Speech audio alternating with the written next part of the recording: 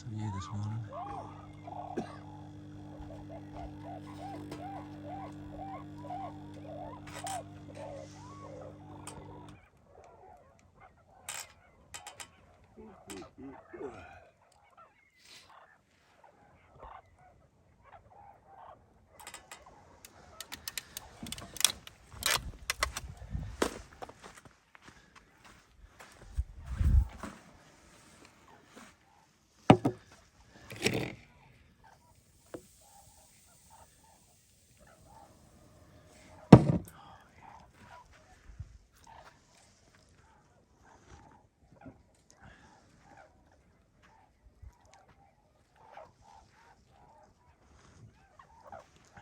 Morning, mate. Morning, mate. So you making all that noise, or? It was my neighbours. Hard to sleep in, isn't it, with all that? Especially when you got that as a view. Beautiful. Yeah, really beautiful. Needed to capture that sunrise this morning. Very special. The sleeping yes.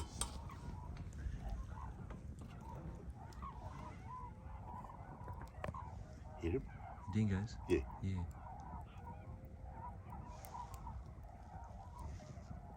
Yes.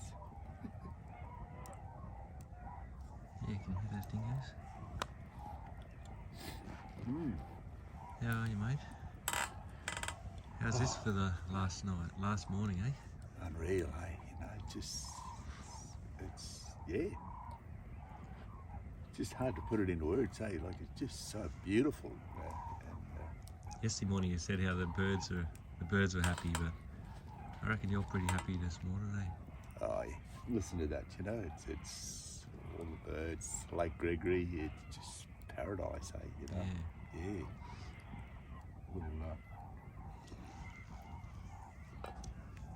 Yeah. When we drive along, we'll see a lot of birds. So this is just part of the lake, you know. Yeah. And it's nice, eh? Yeah, nice spot here. Oh, so lucky to have this as last night, wasn't it? Mm. It was, it was the trees. You saw those dead trees, and like the fire's really important to you, isn't it? Well, that's it. And without a fire, you know, we'd be just sitting around. I don't know what we'd be doing, you know. Yeah. Probably cook a meal and that's it, off to bed. I think it's in your blood, isn't it? Like, you know, because to you also, besides just a fire, it's really important to have a good fire with good wood, you know. Like, I've noticed that you really want wood that'll burn all night, you know. Yeah. It's important, isn't it, you know. Mm. And this wood, and last night's fire was the best fire, wasn't it? Like, That's good. what sort of wood? What sort of wood is that? You reckon? It's related. It'd be related to a mulga tree, so mulga woods, you know. So I wouldn't know. It looks like it. Yeah, it's heavy and hard, isn't it? It burns differently, you know. Yeah. It holds the heat more. Yeah. Compared to a lot of the mulgas that we tried coming along, you know, when we left or started off on Stockings, Canning Stock Route, and more sort of light, brutal, and flames up and goes out quick, you know. You want wood like your damper, you know, something heavy and sticks to your gut type thing, don't you? Like same sort of wood, eh? Look, it's just something about what's sitting next to a flame, eh? You know, just it's that warmth. You see the air, the oxygen. You know, it's like us. It's alive. Yeah. Once you ignite it, you know. Yeah, that's it. So it's got plenty of oxygen. Yeah, that's it, isn't it? It runs on oxygen, same as us, doesn't it? You know? Same with us. That's it. You know. Yeah. So it stores its own fuel system in there, and releasing that carbon that was captured by through photosynthesis out of the atmosphere. Pretty amazing, isn't it? Really? Yeah. Like that's actually stored solar energy from 100 years ago. It is being re-released, you know. Re-released. That's it. You know. Yeah. Yep. if we don't have oxygen and if we don't breathe, well, then we die, you know? Yeah. Yeah, that's it. So we all got to connect in a way. You know? Yeah. And something I was thinking about yesterday is that you mentioned a couple of times in our chats, but we hadn't talked about a lot, which is the women of the outback, you know, and because you had Margaret and the other lady who'd run the station with Deepwell, and Yeah. they endured a lot, didn't they? Well, they're just part of many, the two that,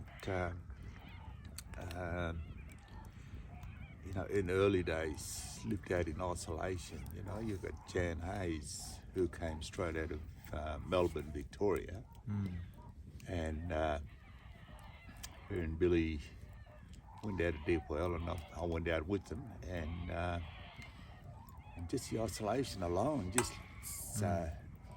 no one to talk to. You know, you've got the flying doctor radio. There used to be a skid, I think, one in the morning and the late afternoon, and that's it. And you got no visitors that's coming through. You know, you had no phones, nothing at all. So for those people, I mean, all throughout Australia, when the early pioneers and people moved in, you've got the Afghan camel drovers and all that. They didn't have women when they first came here, you know, but they married up with some of the women that weren't too popular in the white society, rejects, I suppose you call them. So, but they're all fantastic people, you know. Yeah. They never. Did you ever hear them complain? You know, like, you know. Nah. They just got on with it, eh? They just endured it, didn't they? That's it. And you look at everyone today, you know, complaining and whinging about anything and everything. You know, they got everything at their fingertips. You know, your TVs, your phones. You can ring your doctor, your friend, your whoever. You still whinge, you know. Yeah. With those people, even out here, you know, I think that we'll go past the old Billaluma station, but when you look back, you know, I just think, you know, how did they survive those women? Yeah. Then you had the kids. Yeah. And like you said too, the men couldn't do what they did without the women No. taking care of things, you know. No. And same today, you know, it's women do a lot. They play a big role in a man's success in a way, you know. Whether it's a footy player or businessman, the women always there, looking after things, doing a lot of the paperwork, getting the kids off to school, and all the things that man thinks, you know, it's a shitty job, I don't want to do it, you know. Well, someone's got to do it. So look, they do play a huge role. Yep. Yeah, if somebody asked me today what's the secret to my success the last 5 years, I'd say it'd be Darren, you know, because he's such a calm, steady influence on me, you know. Yep. And that's what a businessman really needs, you know, to be able to come home and to relax, you know. And that's what, you know, Darren, and that lets me, you know, do what I have to do, you know. And all the success I've had in the last 3 years at least is basically because of Darren, you know. It's amazing, isn't it? And that's how, like, the most important, someone says also, who's the most important person at Drifta? It's Darren, you know, because, you know what, she looks after me. Yeah. You know, and without her, I can't do what I do, you know. So if you didn't have her, you'd be bloody hopeless, you know. Yeah. You'd be a lost soul. I would. What do I do next, you know? Yeah, no, because you got to be happy too to be successful, you know. You can't be successful when you're miserable, you know. Oh, look, you got to learn to balance things up, you know, with your partner, yourself, and the business. You know, and you've got to learn to sort of trust in some of your workers or your mates, you know. Yeah. Okay, look, run the show. I'm taking off. You know. Yeah. Yeah. Just give me a call when you need some advice or anything like that, you know? Yeah. Yeah, because a lot of them tend to dedicate themselves just to that, then they do that for the next 30, 40 years, but they've had no life, you know? Yeah. At the end of it, they've got all this money and all these gears and equipment, but in the end, you're going to die anyway. Yeah. Yeah. You're going to, yeah. Yeah, when I'm away on a trip like this, it gives other people a chance to stand up and a chance to shine, you know, and we look for And that. step up, you know? Yeah. Yeah. And also, it also brings any problems that are lurking around also pops up, you know. So any little problem that, you know, you need to deal with or you're not sure of, yeah, but problems crop up, and then we can deal with those when we get back, you know, create a new system or solve them, you know, so that happens as well. So it's actually it helps the business a lot, you know. If you're there all the time, you're just controlling everything all the time, and you know, it gets a bit stale, you know, so it's important. And I get a lot of inspiration on these trips too, you know. I got time to think, and it's a really important part of our journey as a businessman to get away and beyond these trips, you know. And it's good to be able to see it from another angle too, you know. Otherwise, because if you're there all the time, you overlook a lot of things. There's a lot of things that a fresh eye coming in will pick up on, you know. And you need to sort of step back and look at it from a distance and comment from people and travellers and yeah, that's it. And someone, well, actually Jake asked me over in Czech Republic, he said, where's the camels come from? Like, are they native? But it was the Afghans brought them, wasn't it? It was, eh? Yeah. I'm not too sure on the date, because around about the 1800s, then at the same time, Australian government brought in, started off with 3 or 4 the Afghan cameleers, and then a few others came later on, you know. Yeah, and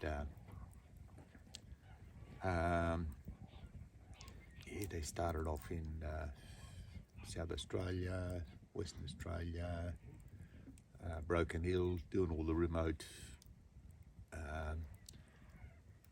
outback places that needed stores, you know, and materials and stuff. Yeah, they did all that. So they were like the first truckers, basically. You could say, you know. Yeah. They really opened up the country in a way, travelling, you know, tracks, where to get to a certain water point or a certain place, and what's a good route for the camels. And it's nice seeing them out here, isn't it? You know, they seem to be. They're not destructive, you don't think, to the desert out here? Well, I don't see the destruction. I mean, this is hard-hoofed area, you know, even though it's swampy, but you've had cattle prints all around there. And then the same with when we travel, you know. But yet out in the desert, you don't see that. You see a lot of camel tracks, but they're not feeding in one place, you know. That work 30 kilometres a night. Yeah. Just sort of patrolling their area, especially on the road, you know. Yeah. So I don't see that, you know, and but yet we get definitely hammered with just about destruction to plants and species and all that. But we did that ourselves, humans, you know. We're just ignoring the animals and the environment that's here. Now we're blaming it on the camels and donkeys and that, which were brought in, and we've let them multiply, you know.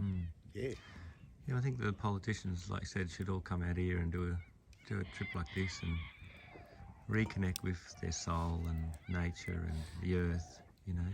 Oh, look. And it'd be good for the country, wouldn't it? It's probably the best thing the country could happen. Yeah. Just Not get them only out the here, politicians, but you've got your greenies and do-gooders, you know. Yeah. They need to come out. They need to see firsthand. Yeah. And then they need to start questioning the governments, you know. Yeah. It's different, you know, to read a page out of a book or something like that, then you talk the talk, but you can't walk the talk. You know, it's yeah.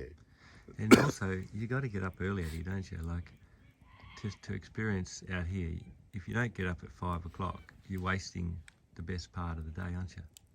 Oh, definitely, You know? yeah. Like to see that black sky. It's black at 5 o'clock when you get up, isn't it? Yep, it's then black. You know, when you look at over there, it's dark over there. That's a shadow that's disappearing. You know. Yeah. Yeah. Then you've got the smoke haze right down on the low there. Yeah. Beautiful. So, Eh? yeah. So you've got the night sky just disappearing. Yeah. Underneath that, you've got the smoke. Yeah. And that's what we saw yesterday coming along. Yeah, all the way. Actually, a big fire somewhere. You know. Yeah. Off in the distance. Yeah.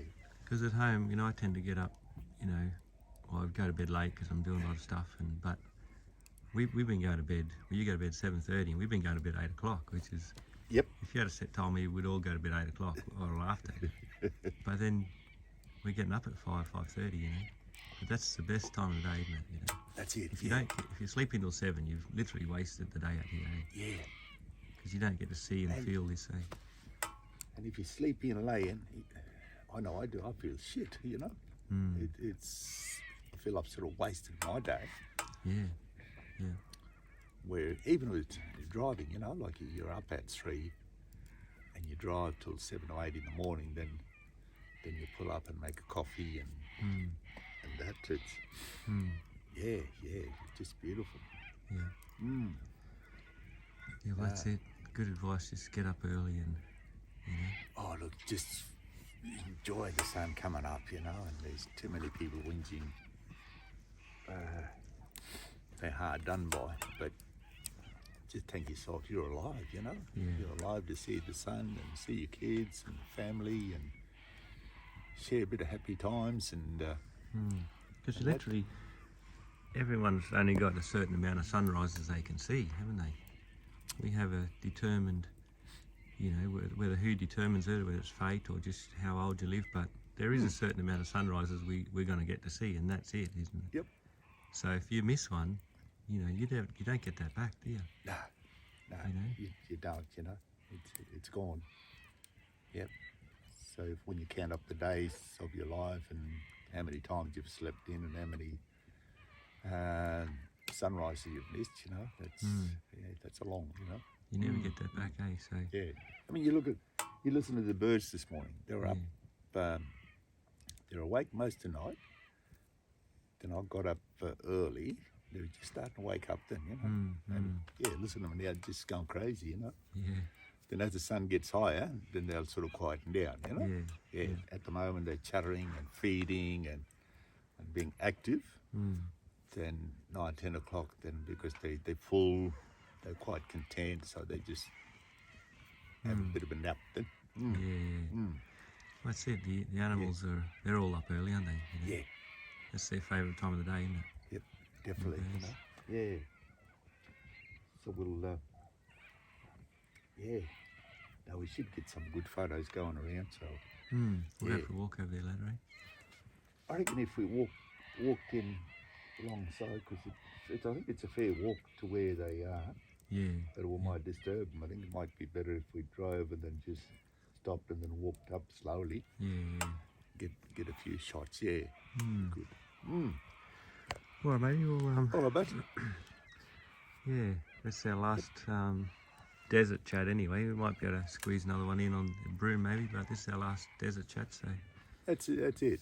Anything you want to, final words you want to mention to anyone, or...?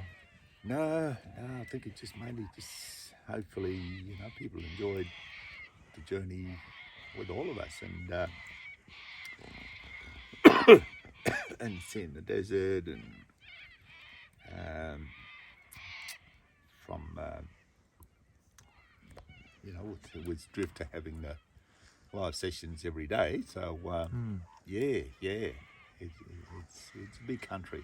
Well, people have seen, you know, like 15 desert sunrises, haven't they, I suppose, with us, so... Yep.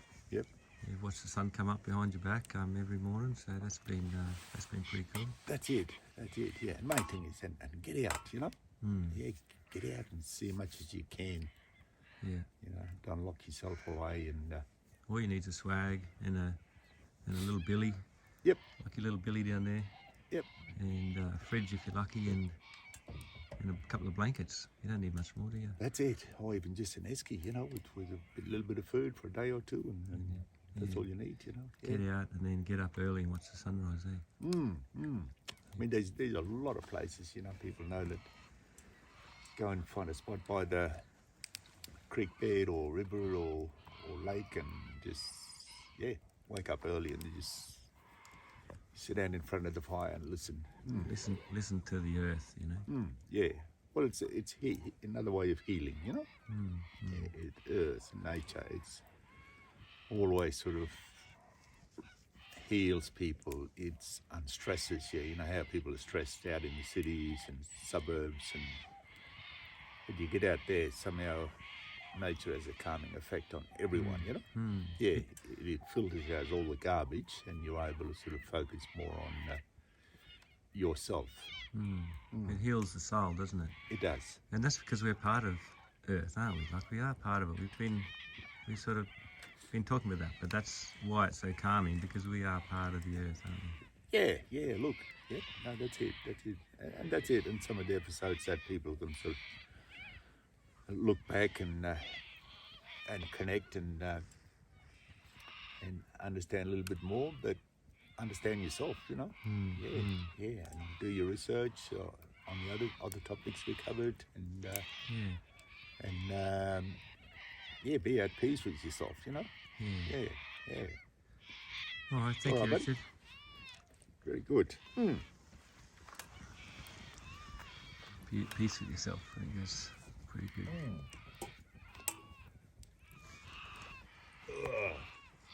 Morning, boys. Morning, Glennie. Morning. Ready? You're up early, bro.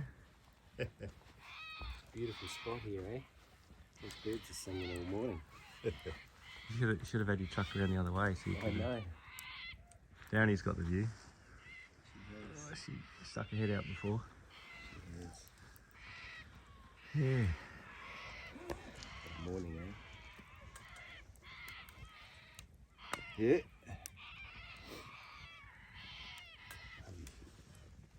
Fire still roaring this morning. Yeah, plenty of coals. Yep.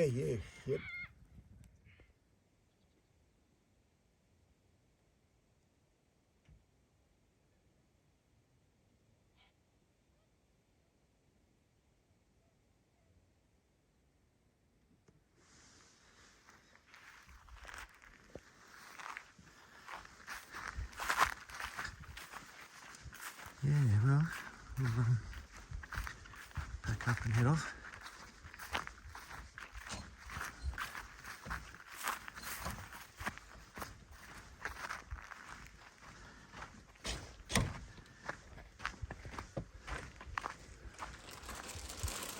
The disco did it, eh? We did. The disco did it. We've got to get a t-shirt, all right? We'll make one up. The disco did it. We need a better saying than that, though.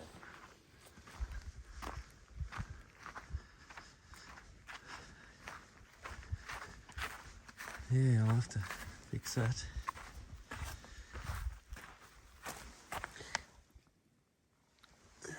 Just can't. Well, I'll have to get that tyre so that punches right here, and I can really try to push that stake through and then plug it.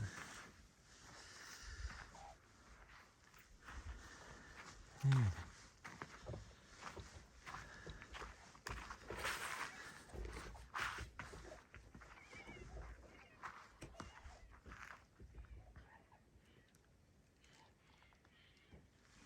Right, back up and head to Billy Luna. Yeah, well, we couldn't do all this without Starlink, and it's although I think we've got a little switch problem up in here. A couple of times it didn't turn on, and then it turned on after a few minutes. So, but yeah, that's it up there, doing its thing, beaming away. Lucky Cotter made that for me. Just protect the cable, really important. Yeah, Aaron from Space Tech. He's put me onto the flat mount. So he taught me how to cut the Starlink in half and how to mount it and how to wire it up, and yeah, Space Tech in Mildura. So you know, it was us getting in contact with him, and we went and saw him, and that's what enabled this to be possible, you know. So it's definitely a game changer, Starlink, and someone's mentioned that this is like real reality TV, because reality TV's not real, you know, but this is sort of real reality TV, and you know, it's possible now with Starlink, where you can literally do what we're doing and upload every day, and you know, it's a bit of a game changer. All right.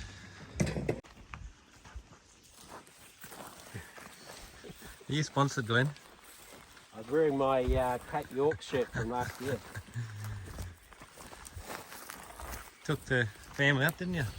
Yep, took the van, went with a group of mates. It's fantastic. How heavy was the van? Oh, 3.5. Yeah? What's your limit on your truck towing? 3.5. Oh, perfect.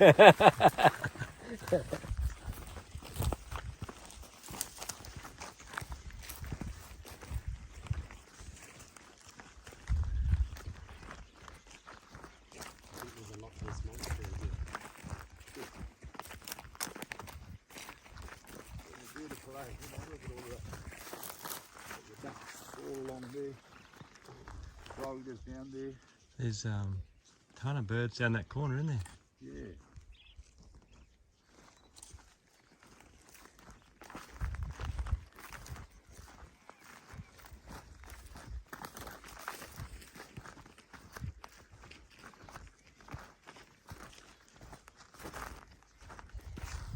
With those birds, all the food sources, those shallow little pools, that's got all the goodies and stuff in, you know? Yeah.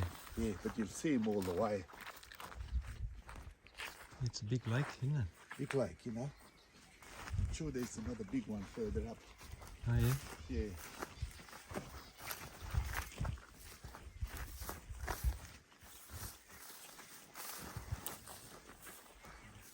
Something like this would be magic, eh? You know, if they turned it just into a bird sanctuary and just left it alone. Yeah. With no animals, you know? Yeah. Yeah. Yeah. Ah, it's beautiful. Yeah. Ooh.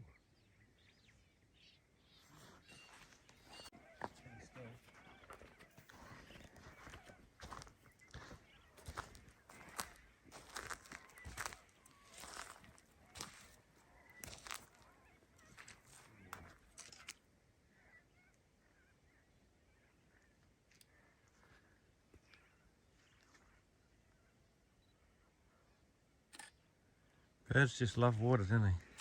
Mm.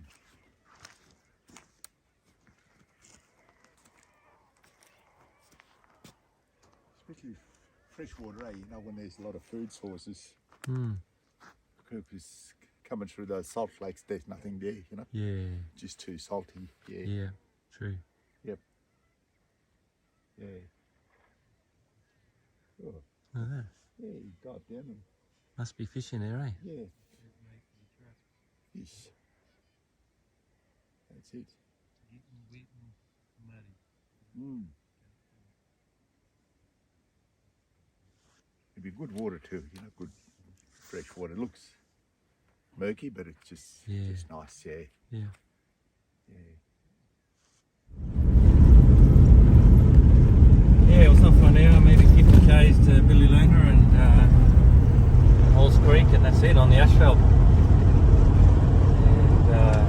yeah, nice words for Richard this morning, you know. Don't whinge too much. Get up early, see the sunrise, and you know, be at peace with yourself, you know. And get out in the bush and sit in front of fire and watch the fire and just heal your soul, you know. And yeah. Anyway, might be able to squeeze a bit of a story in. I don't know what we're going to do after this because we've got a lot of stories to go and the trip's nearly finished.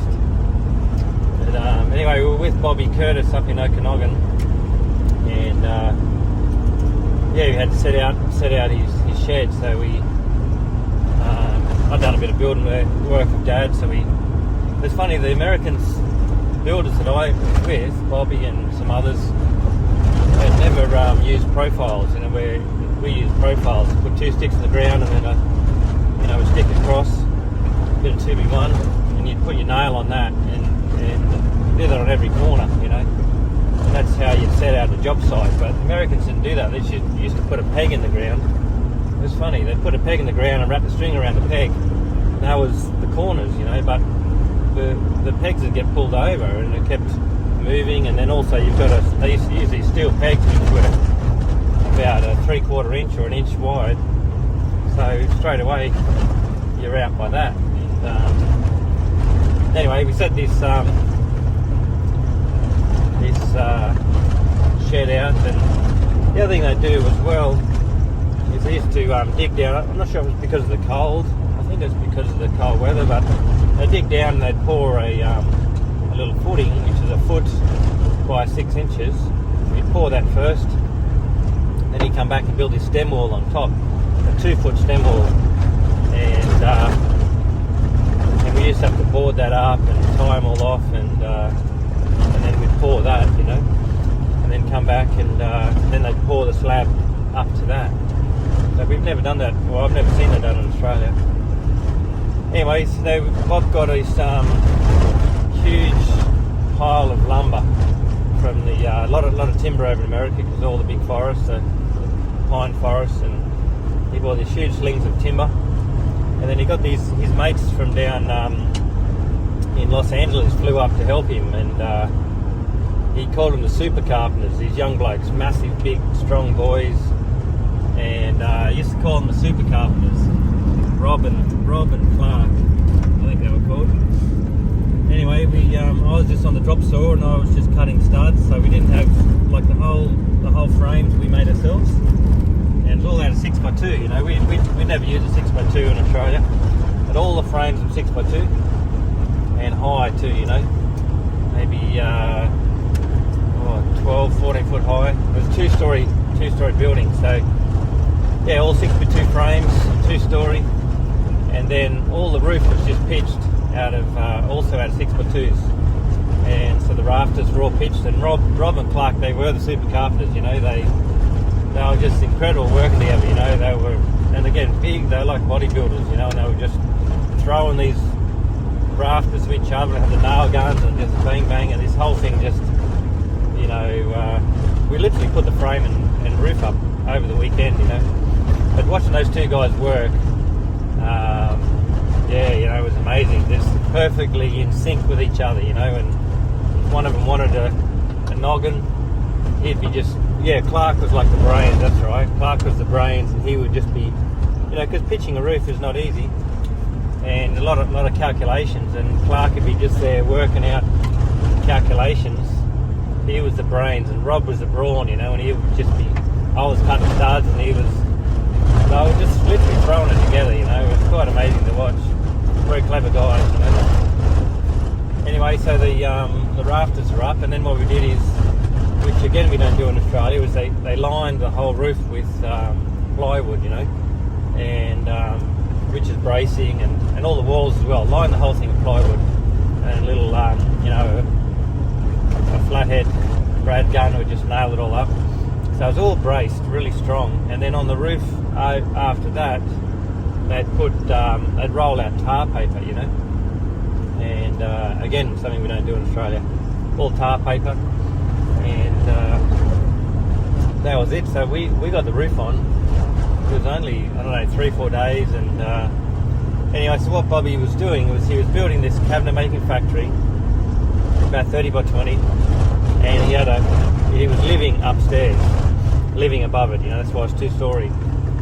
And I mean, that's exactly where I got my idea from, you know, 7 Low Street, where we've still got our kitchen factory, and we actually lived in the end of it, but I ended up building an extra bay and it lived on the end, not just the top. But that's where I got the idea from, that you could live in a shed, you know, from Bobby Curtis in Okanagan, and because you know we were building factories and I had no money for a house, so you know I realised that I could live in a shed, you know, and why not, you know? I mean, it's every man's dream to live in his shed, really. So that's what we did, and that's where I got the idea from, you know. Anyway, so after that, we and Cheryl was there too. Cheryl was helping, and Mama Kaz was there helping as well. She was all the beams were over the doors. They just made the beams themselves, and again the 62s, and they just heap of glue and just a lot of screws, and they just stack them up flat. They were flat, but just stacked up, you know, 6 or 8 high, and that was the beams, you know, like a sort of like an LVL, but all the beams are made themselves, and Mama Kaz was there screwing away and keeping the food up to us all, and it was a fun time, you know. We were having a ball, and again, that's what the Americans are like. They make everything's fun, you know. Anyway, so after that, we started working for this other guy. His name was Rick also, and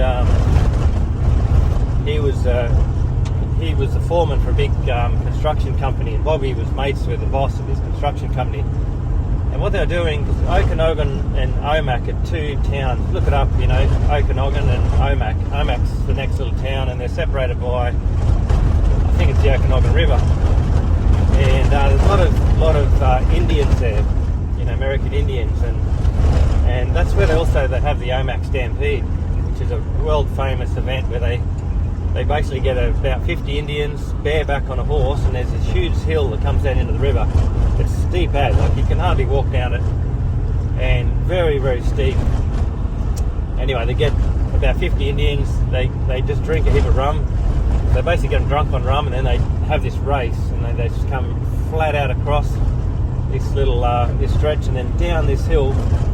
It's like absolutely crazy. We were there once and saw it, and bareback down this hill and into the rodeo grounds, and then there's the winner, you know. It's a very famous race, the Omak, what's the Omak Stampede, you know, and then there's the rodeo. So yeah, they're really big in their rodeos up there, especially well in America, but in the Northwest. Real cowboy and Indian country is what it is, you know. And anyway, there's a lot of Indians there, and also a lot of Mexicans. A lot of Mexicans around, and because the Mexicans, you know, they were paid a lot less. From what I remember, you can get a Mexican being paid $5 an hour, but they'd pick all the fruit, you know. And they had these little tiny huts they used to live in. I saw these at all, because Washington State's a lot of irrigated land. There's not a lot of rainfall, but there's huge snowfall, and then that just all the hills, you know, in summer that all melts, and big rivers full of this cold water, and so a lot of irrigated country, and there's all these little tiny huts the Mexicans used to live in, and they were picking all the fruit, you know, apples and stuff like that. Yes, but also there was a lot of people who weren't well off, you know. So what we were doing was we were making this construction company got the contract to build, you know, 50 houses. I'm not sure the amount, but it was 20 or 30, and there was a couple of stages. And we used to come in and do the stem wall, so the little foundation and the stem wall, and that's all we did, the concrete. And then what it was, you'd sell a block of really cheap land to people, and there was, say, 20 houses in one street, you know, and you'd sign up and you'd buy that really cheap. But then everybody had to come in and build everybody's house. So the people who bought the house built the house, you know, which was just the people in the public, not builders, not carpenters, just whoever they were, you know. And you know, we were in front of them building the concrete, the footings and the foundations, and then we'd move on, but you know, on the other side of the road, we'd see all these families, and it was absolutely chaotic, you know. And I remember the foreman there, you know, because it was just mums and dads, and there was kids and grandpas all building these houses. It's like crazy, you know. And I'm like, the poor foreman, he was just like, how he coped with that, I don't know. But you know what? When you went to the next street behind where they built them last year, they're all beautiful, neat little homes with neat grass and flowers, and you know, you couldn't tell that the walls were a bit crooked or the roof was a bit out. You couldn't tell nothing. It just looked perfect, happy little, very neat little community, and because they built themselves and they looked after them, you know. And yeah, no one was allowed to move in until all that batch was built, you know. So quite an interesting concept, you know. And yeah, so we did that for a while, and we're going good. And anyway, what happened? I didn't have a work visa, of course, and I was just getting paid $10 an hour cash.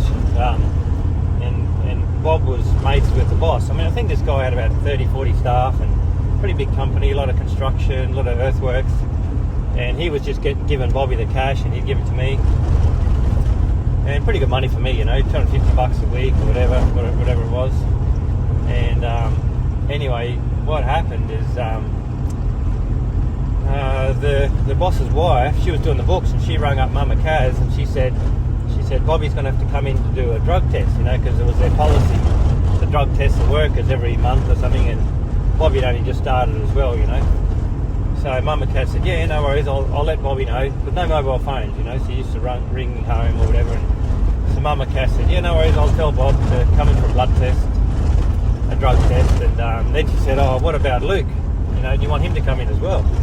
And the boss's wife said, who's Luke? You know, what are you talking about? And yeah, Mama Cass, she realised that the lady, the boss's wife, didn't know I was working for him. And anyway, the boss got in the shit, you know, from his missus, because I was working for cash. And you know, the message come through that afternoon that I was off. No more of that, you know. And poor Mama Cass, she was devastated because she'd sort of let the cat out of the bag, and she was almost in tears, you know.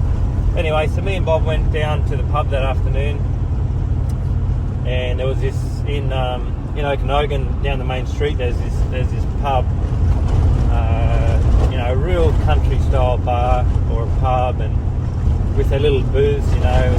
I love the way they have the pubs over there, all timber. And anyway, we sat down in the booth, and I literally said to Bobby, you know, what am I going to do now, mate? You know. And Bob said, well, I've got this mate over the next valley, Claude Miller. Why don't we give him a call? He said, I used to be mates with his dad. And Claude Miller's father, I can't remember his name, but he used to be a rodeo clown and a mule packer. And Bobby Curtis's father used to be friends with him, good friends, and because they were both in the rodeos together.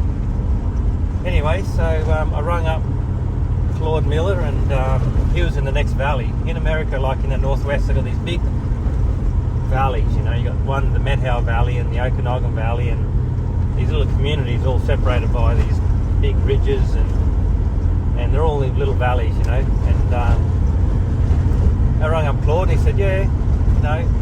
I said, yeah, I've been working the horses, cattle station, and I'm from Australia, and he was interested in me, you know. So he said, yeah, right, come over. So I jumped on my motorbike and rode over the next valley. It's about 70 miles away, maybe 100 k's. Rode up over the top, down into Meadow Valley, and into the little town of Winthrop. Twist. There's these, again, two little towns separated by the river. One's called Winthrop, and one's called Twist, T-W-I-S-P, and Winthrop, W-I-N-T-H-R-O-P. And Winthrop's a real cowboy town, and they sort of remade the town into old style, and it's a huge tourist town. People from Seattle come over the mountains, over the Cascades, and it's a hugely successful little tourist town. It's all got timber boardwalks. You know, there wouldn't be many towns in America left, but they've got timber boardwalks and all the old timber posts. And look it up, you know, Winthrop, Washington State, and it's a beautiful little town. Anyway, just out of Winthrop, Claude Miller had you know, about 10 acres, and that's where he was a second, third generation mule packer. So yeah, I rode my bike down there, and there was Claude, and he was you know, a legend in those parts. He was a bit like the Stonies, you know. He's a family that had you know, pioneered that territory, and mule packed all over the Cascades, and Claude used to walk with a big bow in his legs, and he wasn't a tall guy and had a bit of a belly on him, and he used to say these boots are not made for walking, they're made for the pickup truck or the saddle, but that's it, he would walk from his pickup truck to his saddle and that was it. He didn't like walking, anyway, literally, and he had a big bow on his legs, and anyway, as soon as I rocked up, he said to me, righto son, there's a couple of horses in the stables there, you could grab them and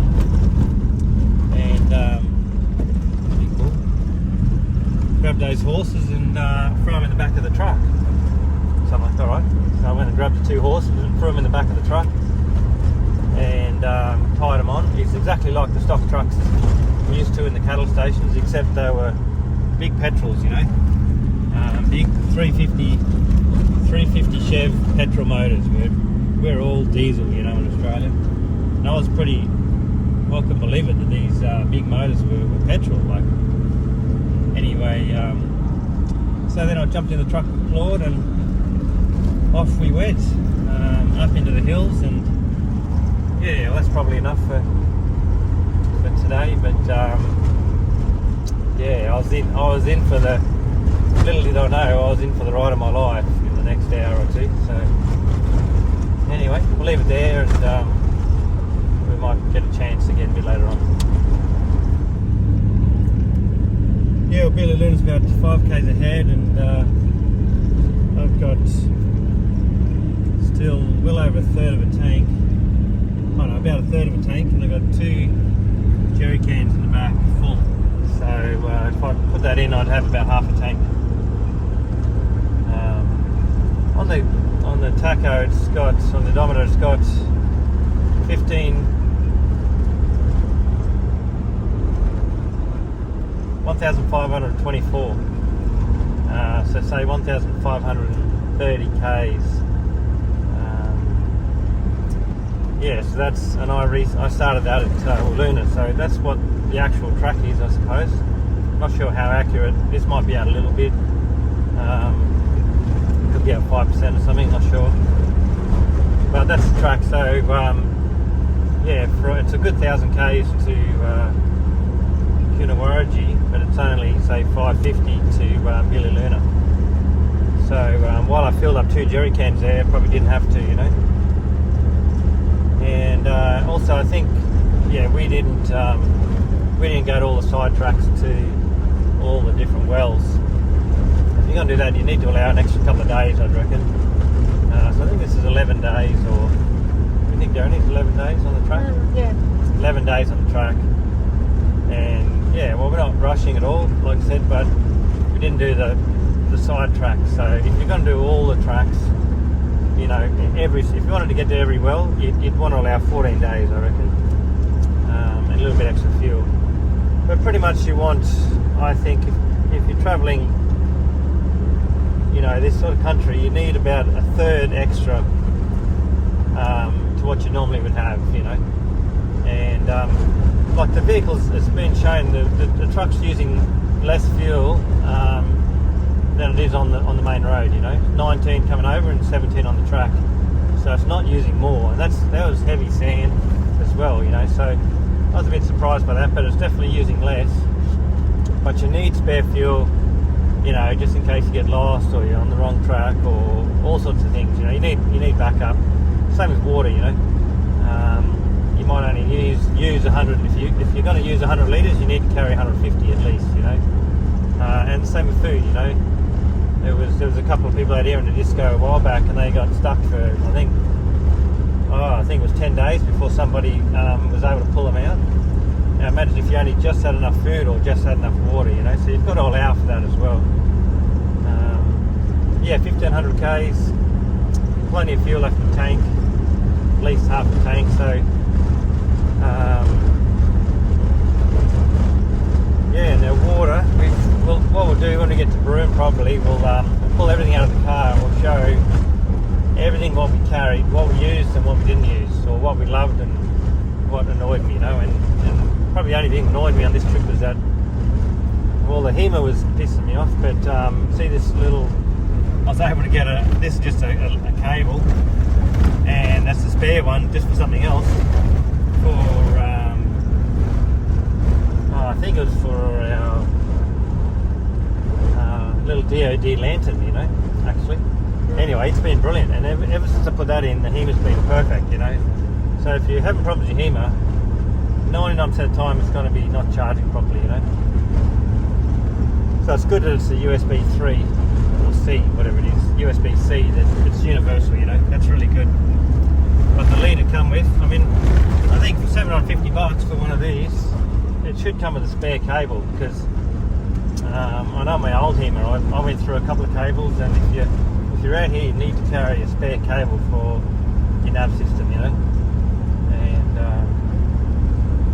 yeah, water, we're down to the last of our pure drinking water, you know, the water cask and bottles. So if I had it again, I would have bought. Well, the problem is at Coonawarrigi, the store wasn't open. We were planning to buy 10 litres at Coonawarrigi, but it was Sunday and the store wasn't open, you know. So we got through, and we've got probably 2 litres of drinking water left. But we've got we've probably got 100 litres of other water, but that's bore water, you know. And Rich has been drinking, you know, coffees with the bore water from Coonawarrigi, and it doesn't taste the best, you know. So you can live on it, but it tastes like shit, you know, as Paul Hogan would say. So while we've got plenty of water, we don't have a lot of, because even with the bladders, you know, we don't drink the water out of the bladders. I mean, you can, and drink water safe, but they're going to have a taste to it, you know. Same as you drink water over a hose when you're a kid, you know, it's going to have a taste, a rubbery, plasticky taste, you know. And it's nice when you're having a coffee or a cup of tea, especially I drink black tea. You want really fresh water, you know, you don't want to have a taste, otherwise it just tastes like shit. So if I had it again, I would have probably thrown in an extra 10 litre, but I didn't know that Coonawarrigi would be closed. And wine, we've got 1 bottle of wine left, so that was perfect, you know. Went for a bottle and a half of but the Kiwi boys, they can drink a bit of whiskey. So I went for a bottle and a half of whiskey. That was good, because you only need to drink, you know, we only had a tiny nip, like 5 mils in a little cup, but that's nice and nice. And even Richard had a nip last night. We all had a little nip of whiskey, American honey, that's whiskey I suppose. And Richard, so the first time I've seen him, well, he had 2 nips the whole trip, I think. And 5 mils in a small cup, you know. But he had one with us last night, and the beer, I've got half a carton left. So that was pretty good as well. I had 2 full cartons, 2.5 cartons. I got half a carton left, but I bought that carton off Adam. So, but Glenn's gone through all his beer. 2 boys, and they've gone through 9 cartons of beer, and they've got nothing left. So I've given half of my beer to Glenn. Because, apparently Halls Creek's a dry camp as well, really, so, from what I've heard. So, heading up this way, you know, next place to get grog would be Broome or Kununurra, you know. That's another few days, so. Anyway, so our supplies last pretty well. We've got a fair bit of food left, and we knew that, but again, you don't know if you're going to get stuck or how much food you need, and we didn't use any of our bread dough. So we've got that, we can make that up anytime. What we think we're going to do is we'll go to Billy Luna, then up to Wolf Creek, have a quick look, and then we're going to go to Halls Creek, then head across to Broome, and then to the other side of Fitzroy, or this side of Fitzroy, we're going to duck up to the Gibb River Road and go into Derby and stay the night in Derby. And then hit Broome the next day. So I think that's what we're going to do. Darren has never been over here before. So Derby's a cool little town, and I remember I've been there a couple of times. Used to work there in Derby, building. Let's just see the lake stretch.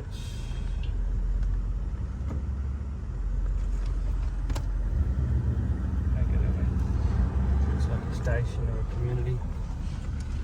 Yeah, I used to work in Derby, and I spent 3 years in Broome and worked in Derby. So I remember there's got these, 12-metre tides in Derby. So that's the plan. Anyway, that's what we're going to do. So yeah, we'll somewhere we get a bit of time, maybe on the beach in Broome, I don't know, or somewhere it's nice and quiet and calm, no wind. We'll pull everything out and show you, yeah, what we used. And all right, no worries.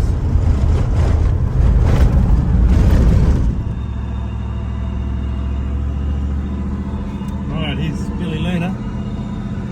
Not sure what to expect here, but hopefully we don't need fuel, but could get. We might even get a shower, who knows.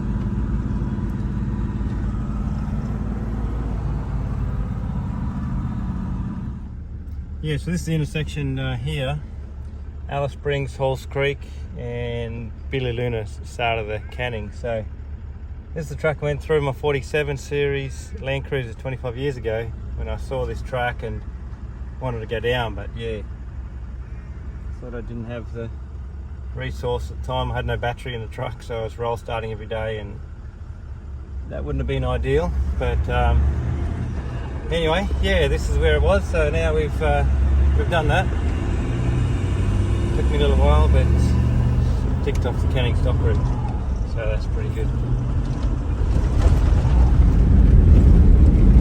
Yeah, we're heading up Tanami, and if anybody wants to know what Tanami's like, well, at least with Billy Luna up, it's pretty rough.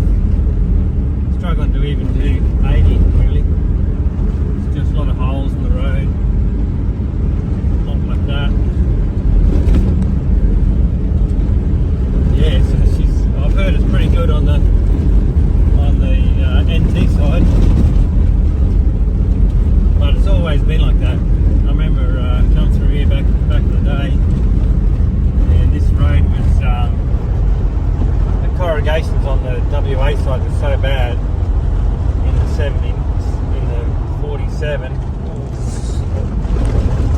That I was driving in the scrub for a while. Yeah, it was, and it's always holy shit. Yeah, I've had a lot of rain up here though, so I don't know why it hasn't been graded. You can get a grader on this now easy, but anyway, yeah, Tanami is a bit rough on the top end, and yeah, it's apparently pretty good on the NT side. Yeah, so we're going to duck into Wolf Crater and have a look. And then Halls Creek. Alright.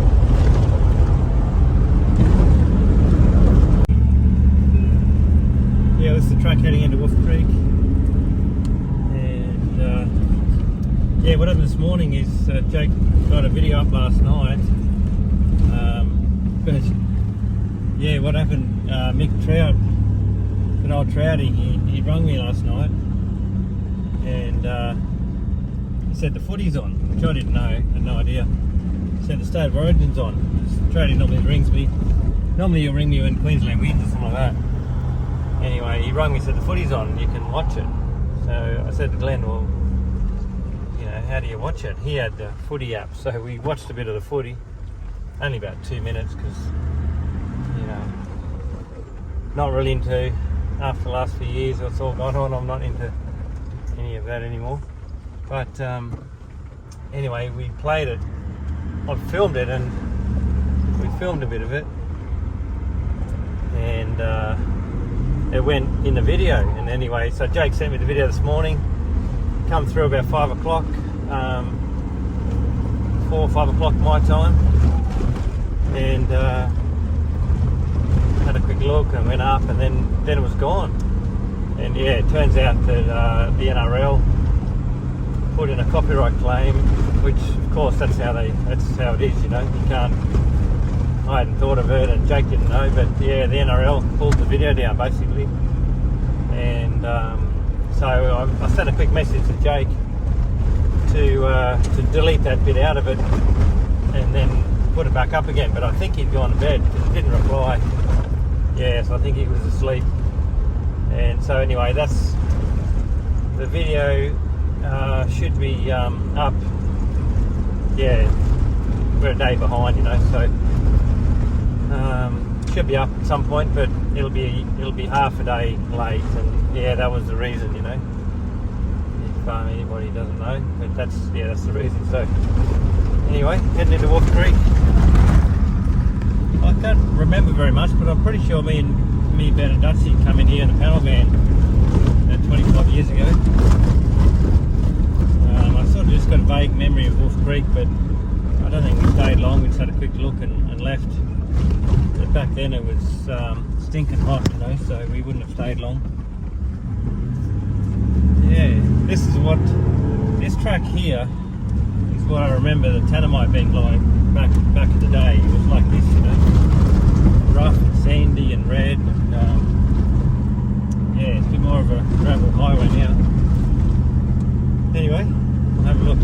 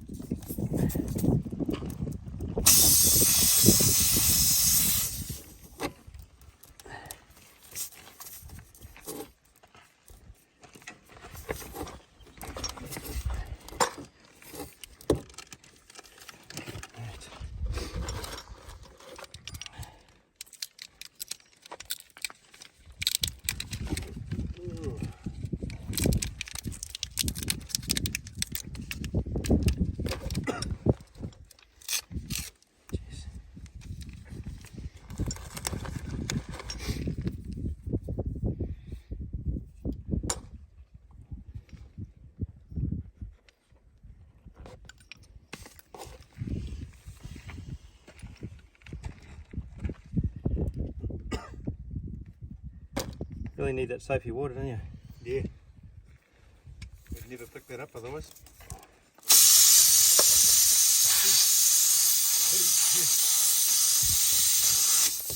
We only found one yesterday. Fix that one, found another one.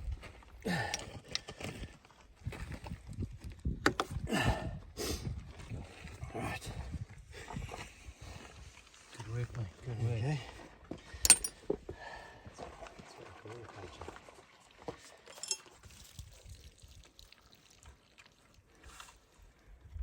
Well, good. I reckon that's mastered.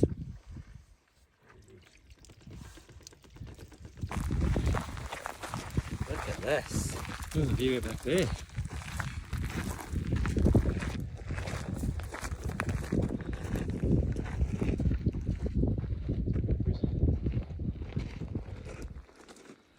This is the crater.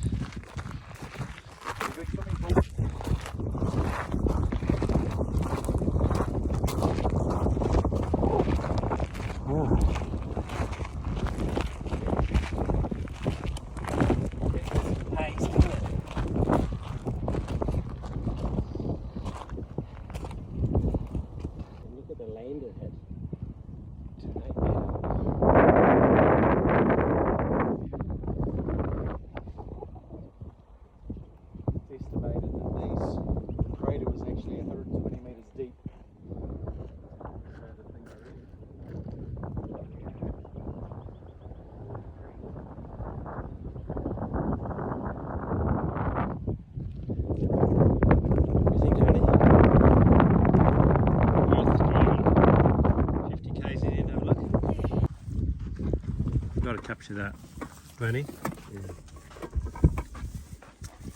So you're a whiskey man, Glenn, Yeah, I am. and you had no room for whiskey on this trip. I brought 2 bottles. Lasted 2 days. It did. 2 days. Only things could, if only you left 1 can of baked beans out, you could have bought a bottle of whiskey. Got this chili. About to be clouded and dust. Who parked on the side? Oh. Chili tuna. So you've camped here many times, Richard, have you? Right here? Yeah, matey, yeah. Mm. Yeah, I pulled up there going out to Tanami and Granites. Oh, okay. Yep. Yeah. And you get going 3 or 4 in the morning early again, you know? Yeah, right. Yeah. Pull up here for camp, do you? Yeah, yeah. Mm. Definitely, yep. What's it like sleeping in the back of a truck? Oh, nice, eh? Comfortable, Yeah? you know? Yeah. Mm. Really comfortable. They don't have toilets, eh? No, no. Just have crap in the bush. That's it. Shovel and Yeah. dig a hole and that's it. Yeah, you yeah. know? Yeah, yeah. All right. So, but it's probably the best camp that I get in is in the truck, you know, for some reason. Yeah? Yeah, yep, You sleep well, do you? yeah. It's comfortable. It's yeah, just nice. Mm. Yes, came out of Tanami and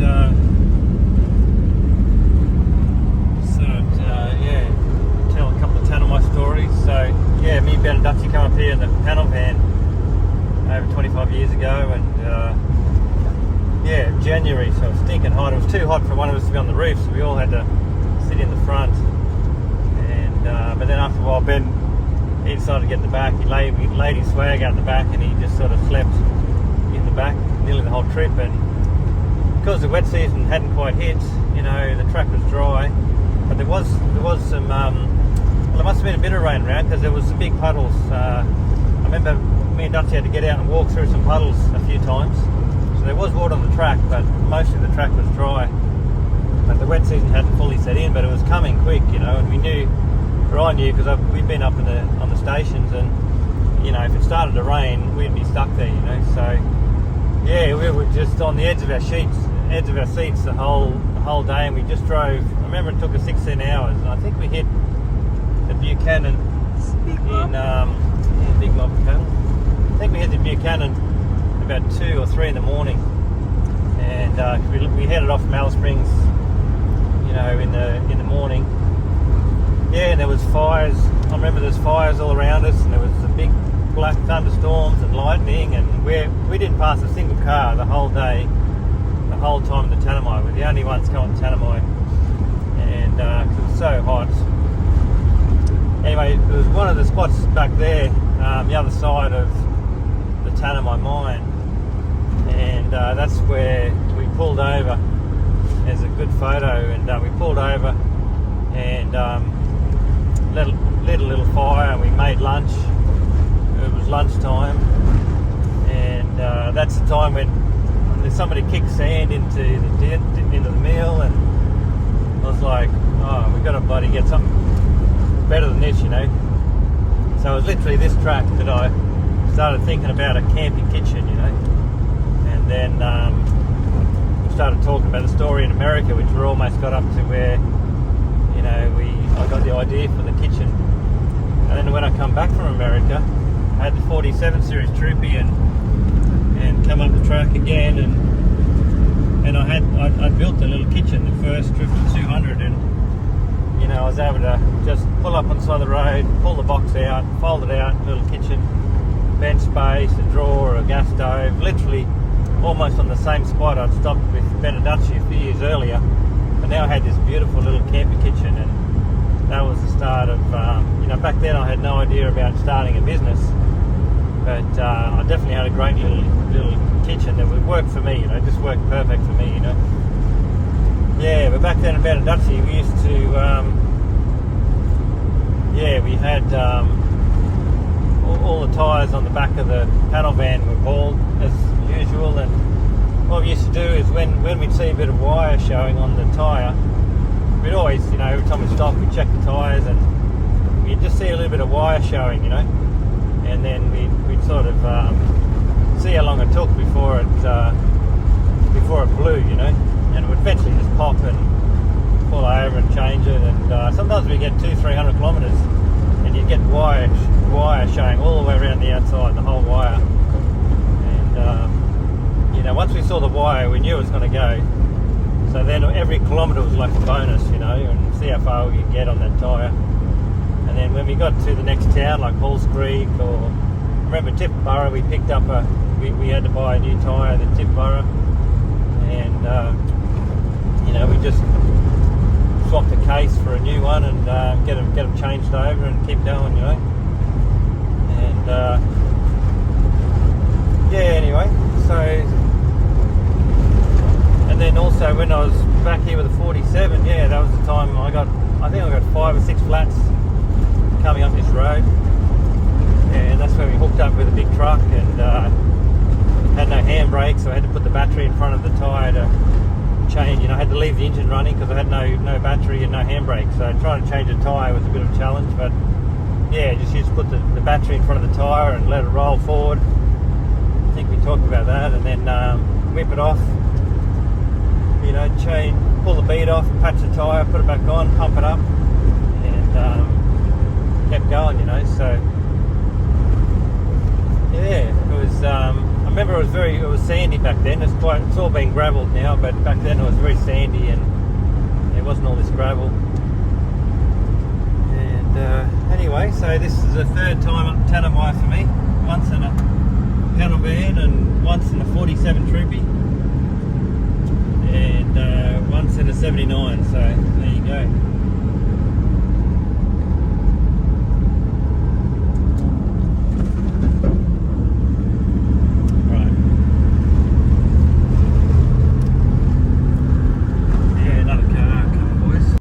This is the Buchanan Highway, and it's a turn off. There's the Tanami. And yeah, me and Benedacci, 5-6 years ago, we pulled in here. We're exhausted. It was 2 in the morning, and we'd been driving 16 hours. We threw our swags in the grass right there and crashed. Anyway, that's what we did.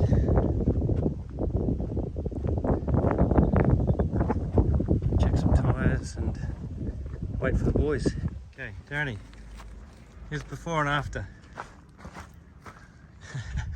Before and after shot, okay? Alright? Bye, Darren. You go as long as you like, okay? Okay. Yeah, not 2 allowed to hours have a shower. till we fix the tyre. So I said, oh, well, how much to stay the night? $19. So the shower cost us $19. Thanks, man. I reckon that's a bargain. It is a bargain. Water. Anyway, this bloody tyre's leaking again, so we'll try to fix this. Yeah, hold this for me. It's running. Right. See if you can find it. Bloody cat eyes everywhere. Oh, not going to be fun. No, it's not going to be fun. Relying on that.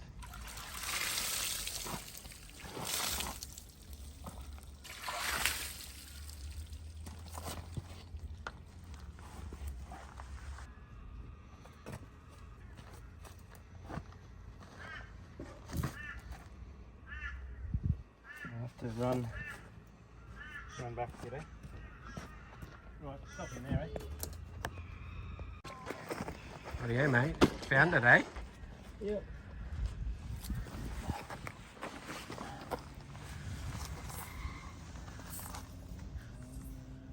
It's that same double puncher. Yep. Yeah, it's the other one next to it, like we thought.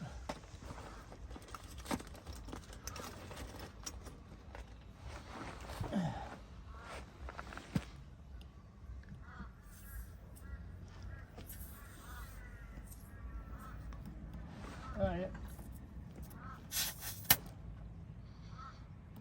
The easy one. Nice. You know the sidewall. A lot softer.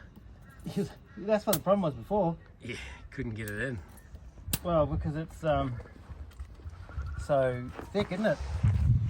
Yeah. I suppose why didn't we think of that? But when you go straight in, Yeah. it's really thick. The sidewall just straight through. So the sidewalls on these are, I don't know, are they supposed to be really good or what? Well, You think they would be? you'd think so. They don't seem to be. Well, they're quite a soft tyre still. They're not as you know, like a muddy. Yeah, they should have good sidewalls on it.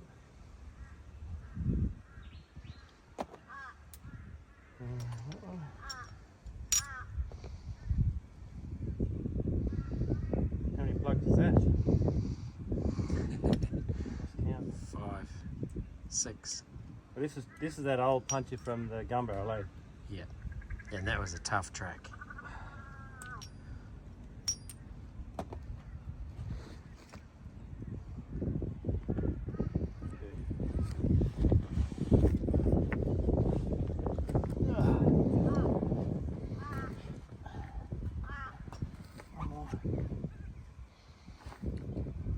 This other plug's still working.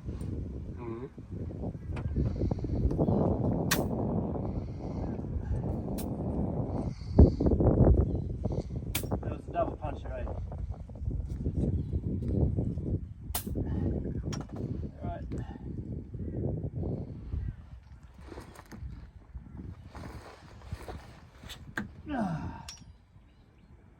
How's that?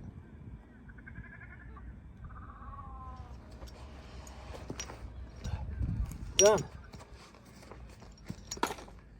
Oh, I could be a type repairer, eh? Yeah, I maybe. should sit on the canning and just do tyre repair service, you know? Yeah. We've had a fair few between us actually. Uncle Richard's won the prize for no punches. So light, see? Yeah. And he's got strong sidewalls too.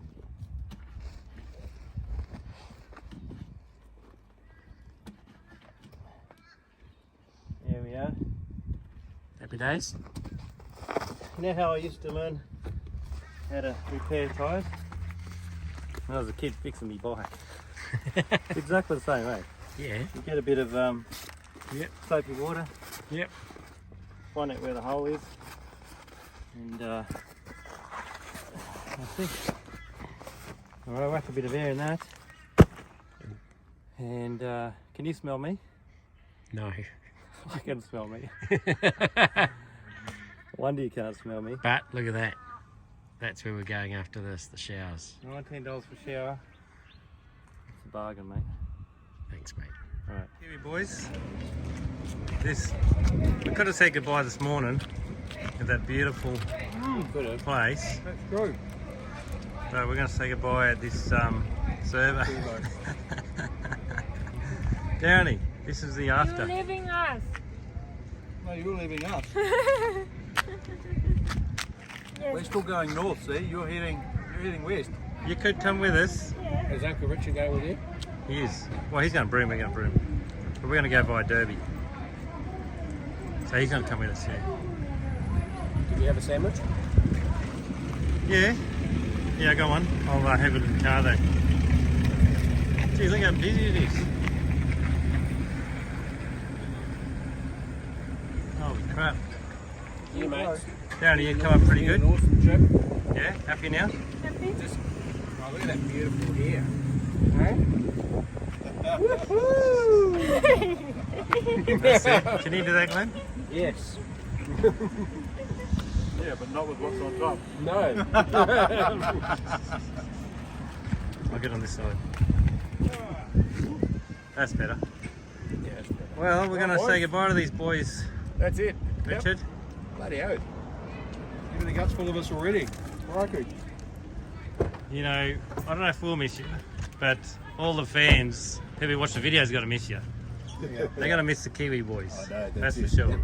Aren't they, Rich? They're all That's it. a lot of comments about the Kiwi boys. And they're it. oh, we forgot to talk about the whippersnipper this morning. Ah, yeah, true. You don't know what a whippersnipper is. Whippersnipper versus a weed eater. Versus a weed whacker. Like Versus a weed whacker versus a brush cutter. whippersnipper makes so much more sense. Like a weed eater doesn't even make sense, whereas whippersnipper makes sense. Hey, Well, a weed eater only eats weeds. Yeah. yeah, that's right. You get No, a bit of weed grass, eater you got to eats stop. everything. That's right. You go along with a little weed eater, get some grass, you got to stop. That's right. What do you do then? You get out the shears or the scissors. But I must say, Uncle Richard, it's been an absolute pleasure. Bloody fantastic. Lovely to meet you. Same here. It's, Been a great journey, eh? Yeah, Mate, yeah. it's been an Lady. awesome journey. Thank you so much. Fantastic. Yep. It's been an absolute pleasure. Yeah. Mate, stay in touch. You gonna say goodbye, baby? You're welcome in New Zealand anytime. See you again. see you again. Enjoy the rest of your I think trip. I'll get on that flight, but Make sure you look after you always Uncle get on a Richard. boat, fix my change. You know? Yeah, yeah. Thank you, Darren. Keeping us all sane. Lovely to have a trip with you. Yes. That's it. Okay. Hug. See you, bro. Big hug. See you, bro. Thanks again. If you get in trouble, Yeah. get lost. Yeah. Just ask me. Head south.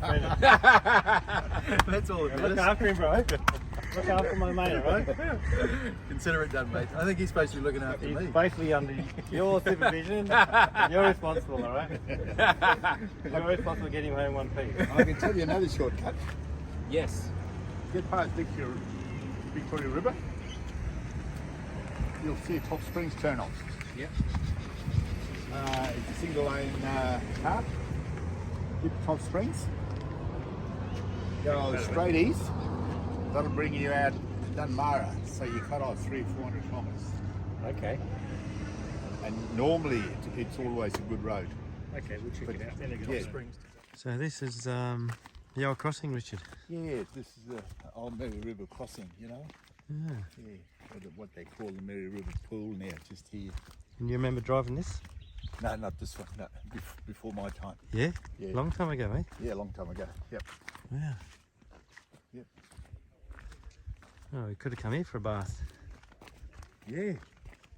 And you reckon there'd be crocs in there? There'll be crocs here, you know. Yeah. Freshies for sure, but you never know with the salters. They do travel 200-300 kilometres inland, you know. Yeah. Yeah. Ah, so we're on this side of Fitzroy, aren't we? About 200 k's to Fitzroy. Yeah. Okay, east of Fitzroy. Yeah. Beautiful. That's it. What do you think, Darren? You want to camp here with all these people? No. Might leave it for me.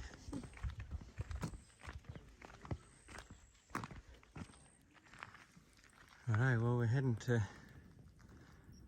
Derby. Richard's still with us. Got a little fire going. And other boys are gone. So yeah, not quite the same. But yeah, we just pulled up this little dirt road and there was a bit of farm gates before we'd go through and just find a little patch of scrub, and then the station owner rocked up and yeah, he said g'day, and we just had the fire go on. He said, yeah, no worries, mate. I said, I'll give $50, mate, if you can camp here. He said, no, it's all good. So that was nice of him. And yeah, had a little chat. He just finished mustering. We've got a big mustering camp just down the road there. And he's heading home. So yeah.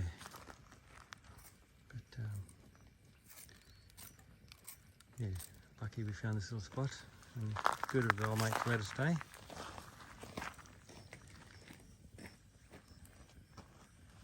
Alright, well we'll see what we can do about some dinner.